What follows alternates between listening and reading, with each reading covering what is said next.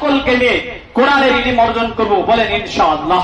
বিরাদরান মিল্লাত, আর একটি কথা বলি, সেটি হলো যে আজকে পৃথিবীতে ৪,৫০০ ধর্ম, ৪,৫০০ ধর্মের মধ্যে আল্লাহ একটি কি ধর্ম বা দিন বলেছেন, তার নাম ইসলাম। তিনি বলেছেন ইন্না দীনা ইনদাল্লাহিল ইসলাম, আমার কাছে একটি দিন, তার নাম হচ্ছে ইসলাম। আল্লাহ রাব্বুল আলামিন আমাদের নাম ভালোবেসে রেখেছিলেন মুসলমান, কিন্তু পৃথিবীর মাটিতে আজকে মুসলমান মানে সন্ত্রাস, মুসলমান মানে জঙ্গিবাদ, মুসলমানের করুণ আর্তনাদ বিশ্ব জুড়ে, মুসলমানদের মহিলাদের উপর অত্যাচার, বাচ্চাদের উপর অত্যাচার, মুরব্বীদের উপর অত্যাচার। মুসলমান নামটা বলতে যেন ভয় লাগে। কেন এমন হলো বলেন তো? আল্লাহর দুনিয়া, আল্লাহরই সব, আল্লাহর দিন আমরা মানি, আল্লাহর দেওয়া নাম আমাদের মুসলমান। কেন এমনটা হলো বলুন তো? একটি ছোট্ট কথা শোনেন।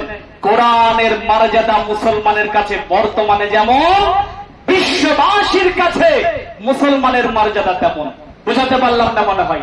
কোরআনের মর্যাদা আপনার কাছে যেমন, আপনি যতটা কোরআনকে ভক্তি করেন, ওই যে জুস্তানে জড়িয়ে রেখে দিয়েছেন ধুলোবালিতে লোট, কোনদিন খুলে দেখেন না, পড়েন না, কোরআনকে যেমন হেই তুচ্ছ করছেন, কোরআনের শিক্ষার যেমন কোন মূল্যায়ন করছেন না, কোরআনের মর্যাদা আপনি যেমন ছোট করে ফেলেছেন, বিশ্ববাসীর কাছেও আমাদের মুসলমানদের মর্যাদা ঠিক তেমন।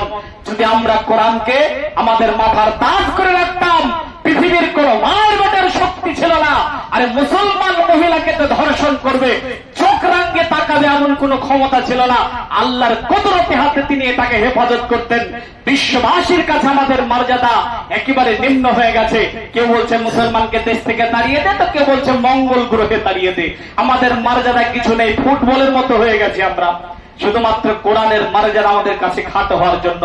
আল্লাহ রাব্বুল আলামিন যেন আমাদেরকে আলোচনা বোঝার এবং মানার তৌফিক এনায়েত করেন, বলেন আল্লাহুম্মা আমিন। বিশেষ করে কোরআনের শিক্ষা যেন আমরা গ্রহণ করতে পারি, সপরিবার মিলে যেন কোরআনের শিক্ষা গ্রহণ করতে পারি, ইসলামী ফ্যামিলি যেন গঠন করতে পারি। মাগরিবের সময়, জোহরের সময়, আসরের সময়, এশার সময়, ফজরের সময় প্রত্যেকটা বাড়ি থেকে যেন কোরআনের ওই সুন্দর মধুর আওয়াজটা প্রত্যেক বাড়ি থেকে বের হয়, এমন ফ্যামিলি গঠন করার তৌফিক এনায়েত করেন, আল্লাহুম্মা আমিন।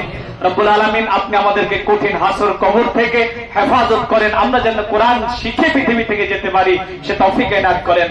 যারা অসুস্থ আছে আপনি তাদেরকে সুস্থ করে দেন, বলেন আল্লাহুম্মা আমিন। রব্বুল আলামিন যিনারা ইমানি হালাতে কবরের বাসিন্দা, কবর আযাবকে মাফ করে দেন, আল্লাহুম্মা আমিন। বিশ্বের মুসলমানদেরকে ঐক্য করে দেন এবং মুসলমানদের থেকে মুসলমানদের ইমাম নির্বাচন করে দেন, আল্লাহুম্মা আমিন। আমাদের পার্শ্ববর্তী দেশ বাংলাদেশের বানভাসী মাজলুম ভাইদেরকে ধৈর্য ধারণ করার এবং তাদেরকে হেফাজত করার, বলেন আল্লাহুম্মা আমিন। ওয়া আখিরু দাওয়ানা আলহামদুলিল্লাহি রাব্বিল আলামিন। সুবহানাকাল্লাহুম্মা ওয়া বিহামদিক, আশহাদু আল্লা ইলাহা ইল্লা আনতা।